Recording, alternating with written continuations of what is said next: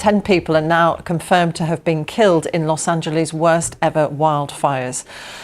Where it's in LA now, it's 3 a.m. in the morning and thousands of firefighters are still battling to control the blazes. We know climate change is making the kind of hot, dry weather California has experienced in recent months more likely. And scientists say that is increasing the number of what are known as fire weather days. A huge wildfire is burning through thousands of acres in California, with tens of thousands of people evacuated from their homes.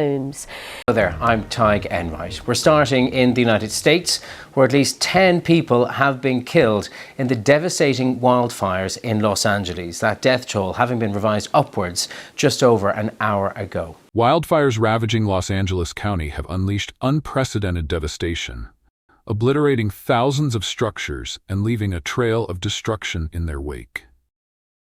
Among the hardest-hit areas is the affluent Pacific Palisades, known for its multi-million-dollar homes. Notably, the flames have reportedly reached a residence owned by Vice President Kamala Harris and Second Gentleman Doug Emhoff, sparking pressing questions. How could such a high-profile figure be affected by this disaster? And were there measures that could have prevented it? The wildfire crisis has further fueled a heated political debate. Former President Donald Trump has seized the opportunity to criticize California Governor Gavin Newsom, pointing to what he perceives as failures in the state's wildfire management and environmental policies. As the blame game intensifies amidst the unfolding catastrophe, Californians are left wondering, who should be held accountable, and what steps are necessary to safeguard the state from future disasters? By Wednesday morning, the relentless wildfires in the Los Angeles region had destroyed over 1,000 structures and claimed at least 2 lives. Thousands of residents and business owners have been forced to flee under emergency evacuation orders, including those living in the Brentwood neighborhood, where Vice President Harris and Second Gentleman Emhoff own a property. Although the home was unoccupied at the time, its proximity to the fires underscores the indiscriminate nature of these disasters. In a public statement, Harris's spokesperson shared that the Vice President and her family are keeping the people of California, brave first responders, and Secret Service personnel in their thoughts as they navigate this challenging time.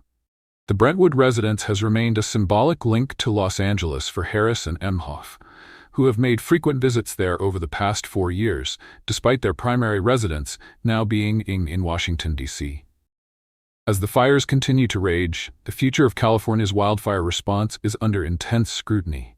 How will the state adapt to increasingly severe wildfire seasons, and what role will federal assistance play in mitigating these crises? While the immediate focus remains on extinguishing the flames and supporting displaced residents, larger questions loom about climate resilience and disaster preparedness in the Golden State. The political fallout has been swift and contentious. Republican leaders have been quick to blame Democratic policies, arguing that excessive environmental regulations and mismanagement have exacerbated the wildfire crisis. On social media, Trump accused President Joe Biden of leaving the Federal Emergency Management Agency, FEMA, without sufficient funds to handle disasters of this scale. However, this claim does not align with the facts. Although FEMA's Disaster Relief Fund faced significant strain in the previous year due to a series of major disasters, the Biden administration addressed the shortfall by securing additional funding through legislation passed in December. This bill replenished the Disaster Relief Fund with $29 billion, less than the $40 billion requested, but enough to ensure FEMA remains operational. Currently, the fund holds approximately $27 billion, a figure that, while not limitless, is far from depleted. FEMA has assured the public that it possesses the necessary resources to assist California and other regions impacted by natural disasters. Trump's criticisms extended to Governor Newsom, whom he accused of failing to sign a water restoration declaration that, according to Trump, could have redirected excess rainwater and snowmelt from Northern California to fire-prone regions.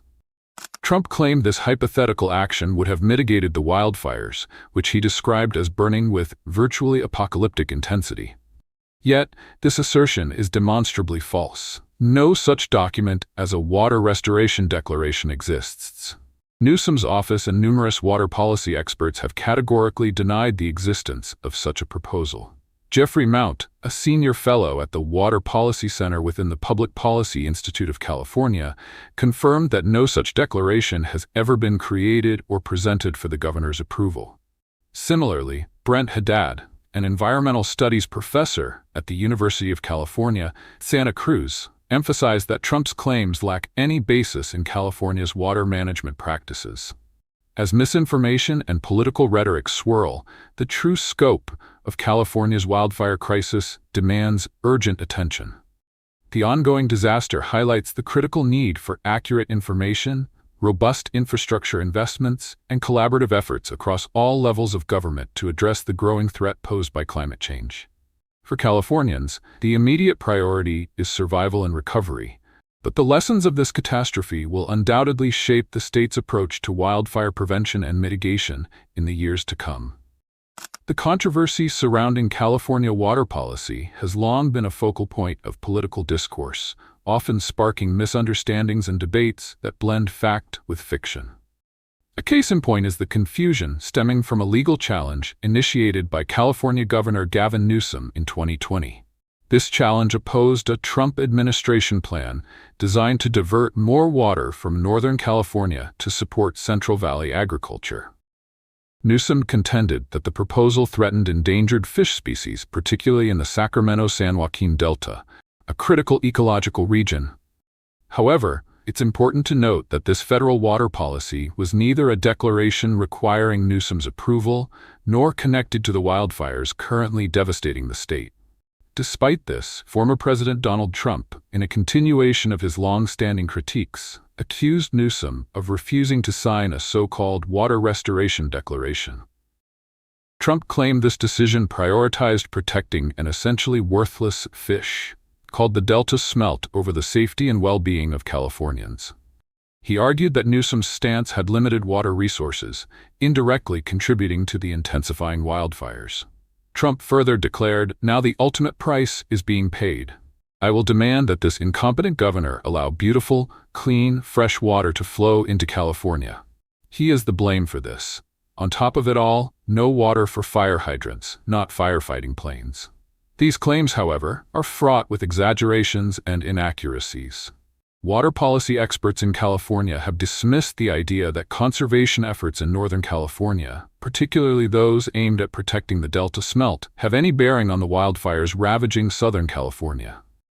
Jeffrey Mount, a water resource expert, described Trump's assertions as completely baseless, emphasizing that the water management policies in the Sacramento-San Joaquin Delta have no influence on firefighting resources or the conditions fueling the fires.